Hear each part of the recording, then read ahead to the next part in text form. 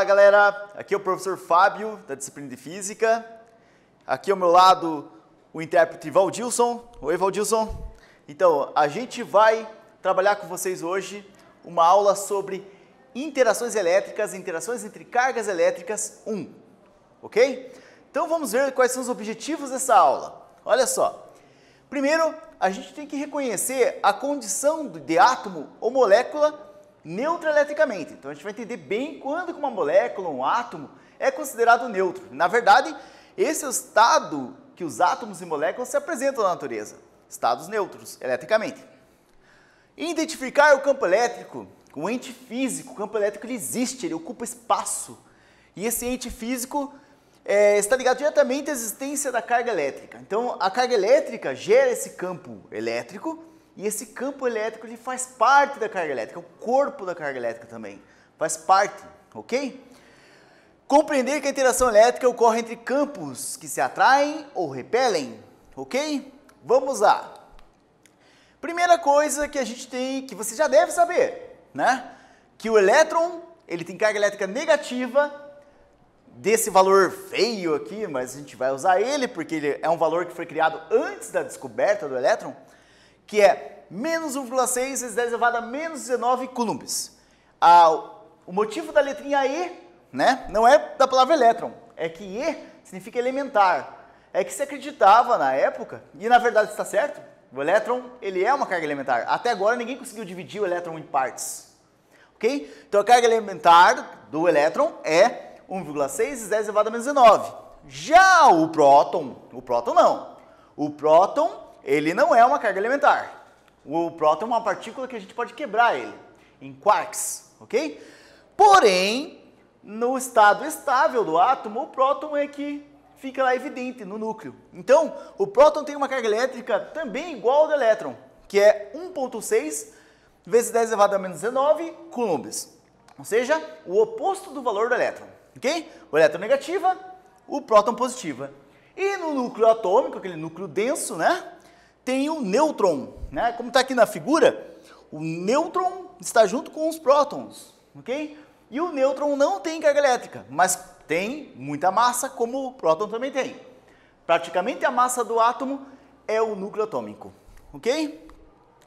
Bom, você sabe, né? Já deve saber também, que esse elétron ele fica orbitando o núcleo atômico. E na verdade, o termo órbita não é muito adequado, né? Na verdade, o elétron isso por causa da mecânica quântica, ele é uma onda-partícula. Então ele tem esse comportamento que fica aqui ao redor do núcleo, sendo atraído por esse núcleo, mas admitindo somente alguns estados de energia de vibração, ok?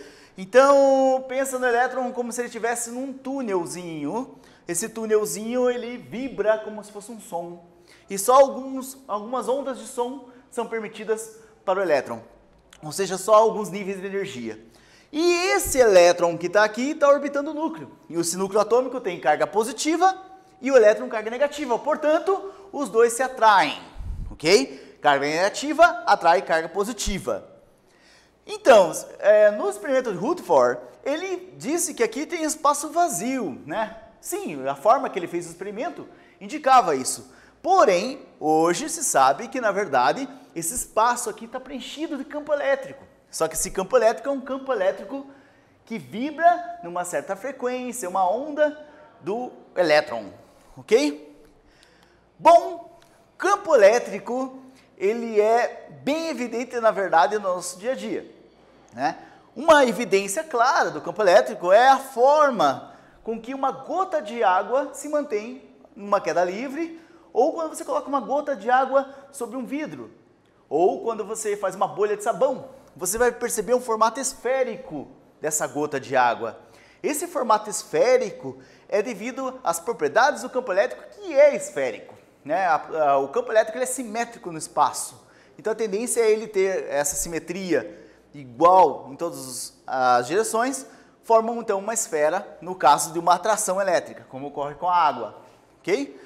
Então, o formato esférico dessas gotículas de água são uma demonstração do formato do campo elétrico. E aqui tem um astronauta, né, que usa pás eletrizadas, ele pode bater nessa água, brincar de ping-pong com a água, ok? Bom, o elétron está lá orbitando o núcleo e nós sabemos que o átomo também tem um formato esférico, né? Se você não é possível tirar uma foto de um átomo, ok? Existem princípios físicos que impedem isso. Porém, é possível construir uma imagem do átomo, uma imagem computacional, que é, no fundo, uma fotografia também.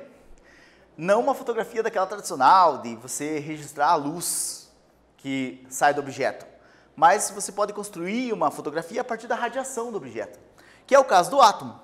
O átomo, ele é esférico, e ele não é esférico à toa, ele é esférico porque a natureza da interação elétrica do átomo, ou melhor, eu já falei, né, da interação do átomo é a interação elétrica, ok?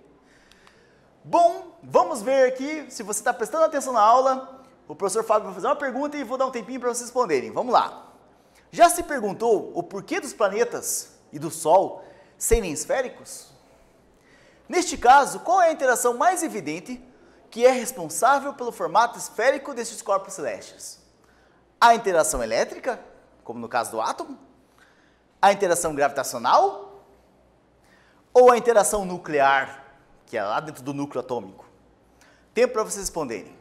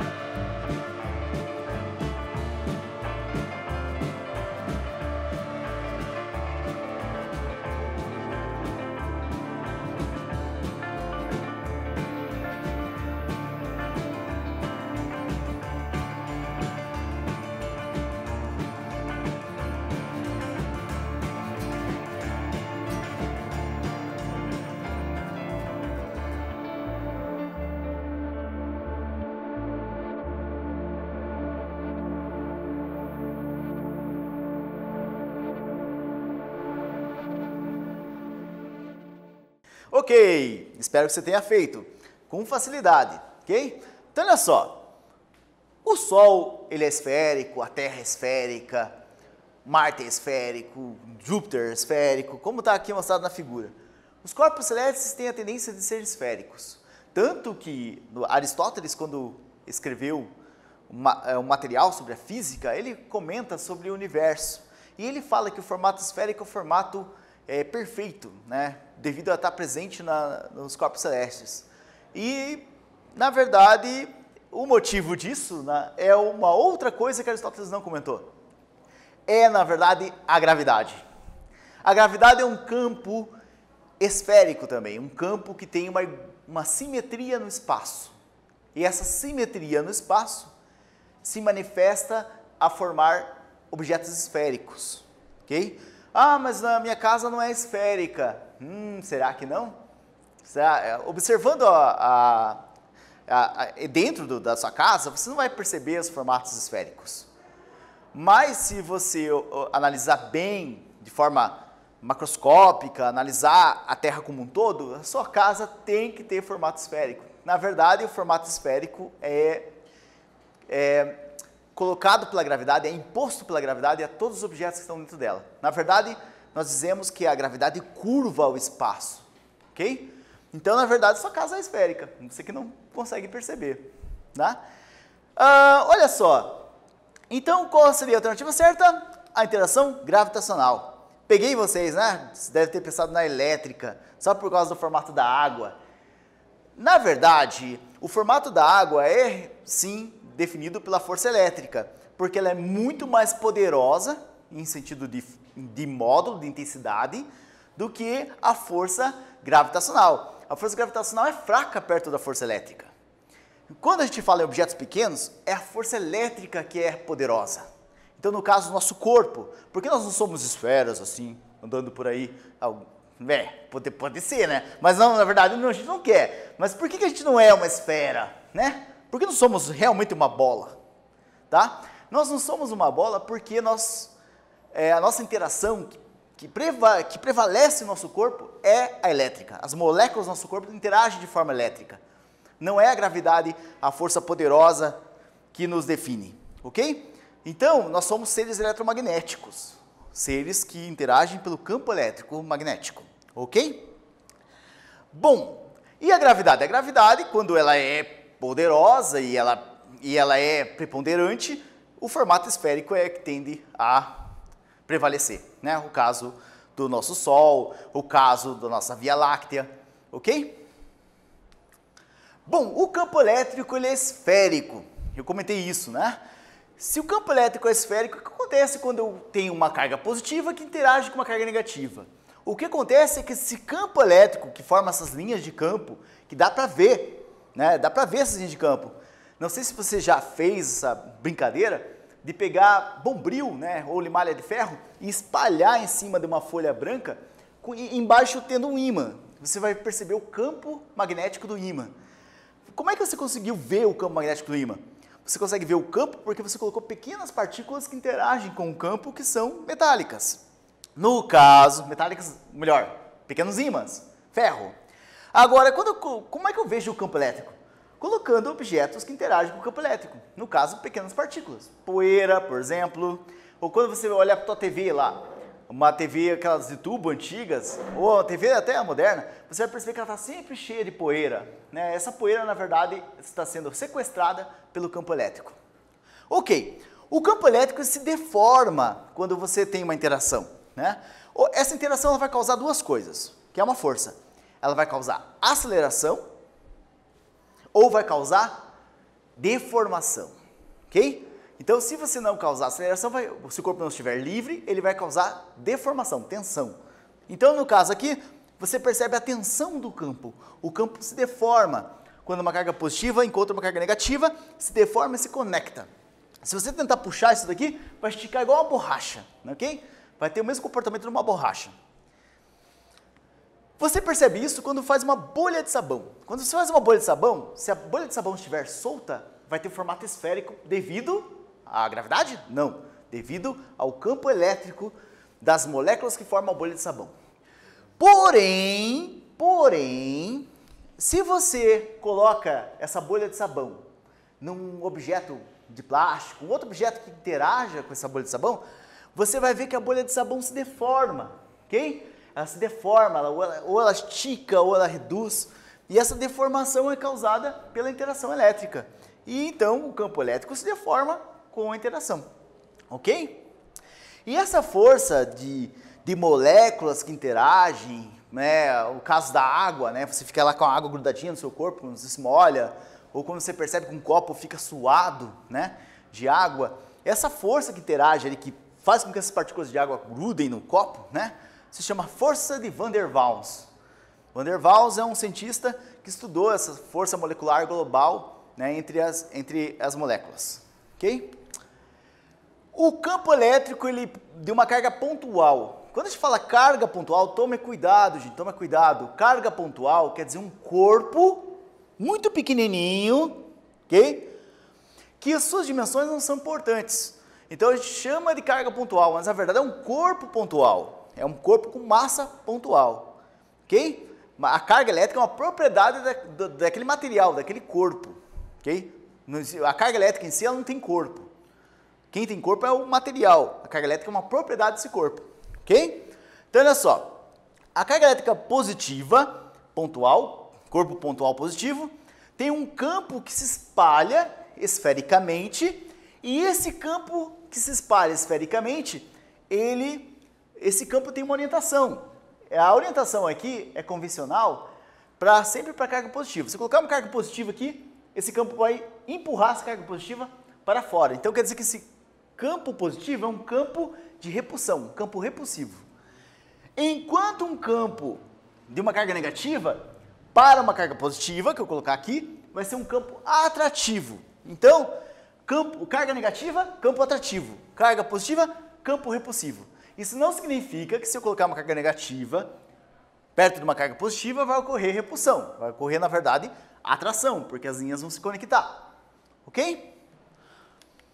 Bom, vamos ver aqui esse exemplo. Eu tenho aqui uma carga negativa e uma carga positiva. Nós já sabemos que as duas se atraem. A força elétrica, o campo elétrico, ele se espalha no espaço de tal forma que é infinita o seu alcance. Mas isso na teoria. Na prática, essa carga aqui não consegue sentir esta. Ok? Então, essa questão de infinito é uma função na matemática, né? A gente diz, tem um alcance infinito. Mas esse alcance infinito, na verdade, tem um limite de sensibilidade.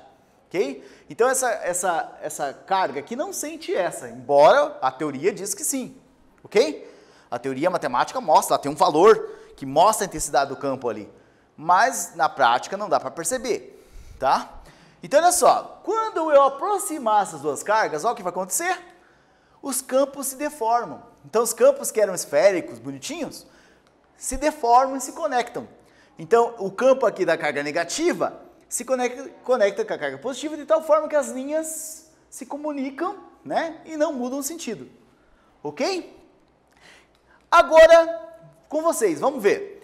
Duas cargas elétricas de sinais diferentes se atraem, ou seja, seus campos se conectam como se grudassem. Mas, se as cargas elétricas tiverem o mesmo sinal, o que acontece com os campos delas na aproximação? Ou seja, repetindo para vocês ver se vocês entendem melhor. Tenho duas cargas elétricas de sinais diferentes. Quando eu coloco uma próxima da outra, as duas se conectam, se atraem. Mas se eu pegar duas cargas positivas ou duas cargas negativas e aproximá-las, o que vai acontecer? Letra A. Se afastam e surgem forças de repulsão? Se conectam e surgem forças de atração? Tempo para você responder. Vamos ver.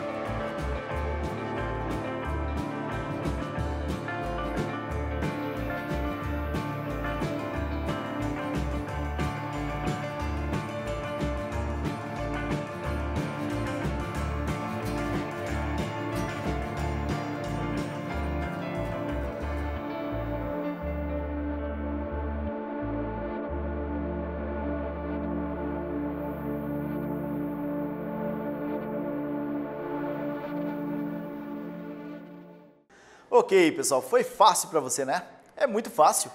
Se duas cargas positivas ou duas cargas negativas, você tentar trazê-las uma à outra, você vai ter que fazer muita força, porque elas vão se repelir, elas não vão querer se encostar, né? Entre aspas, que nunca se encostam, se conectar, os campos se conectarem. Então veja só, a resposta correta então, se afastam e surgem forças de repulsão. Vamos ver isso? Então olha só, eu tenho aqui duas cargas de mesmo sinal, uma positiva, outra positiva também, ok? As duas bem distantes uma da outra, na prática não se sentem, então não ocorre nada, as duas estão esfericamente perfeitinhas aqui. Mas quando você começa a aproximar uma carga da outra, começa a acontecer o quê? Os campos começam a se deformar e dizer assim, eu não quero me grudar, eu não quero me conectar com essa carga aí. Então o que ele faz? Ele começa a formar uma espécie de buraco aqui. E dá para ver esse buraco, né? Se você colocar ali elementos que interagem com o campo para poder observar o campo, você vai ver que forma um buraco aqui. Não conseguem se conectar as linhas. E isso está demonstrando que há forças de repulsão. Uma força, ação e reação de repulsão, ok? O alcance do campo elétrico, como já comentei, é um alcance infinito. Porém, o problema é que o campo elétrico normalmente está neutro nos materiais. Normalmente, as cargas elétricas estão neutras, fazendo com que esse campo elétrico fique menos evidente, fique fechado, ok? Por ele ficar menos evidente, o alcance da força elétrica não é tão grande, como não é o caso da força gravitacional. A força elétrica ela pode ser blindada, que nós dizemos, blindar ela no espaço, né? Existe uma técnica de blindagem. A força gravitacional não existe blindagem, ela é sempre atrativa e não tem como reduzi-la, né? Blindá-la, colocá-la no espaço restrito. Portanto, o alcance da força gravitacional é infinito e na prática é mesmo, ok? Então, vamos fazer a nossa última questão. Vamos lá. Dois corpos carregados eletricamente apresentam um campo elétrico bem evidente e trocam forças entre si. Mas nessas trocas ocorre mediação por campo e a troca de uma partícula mediadora da ação. Qual é o nome dessa partícula? Tempo para vocês responderem.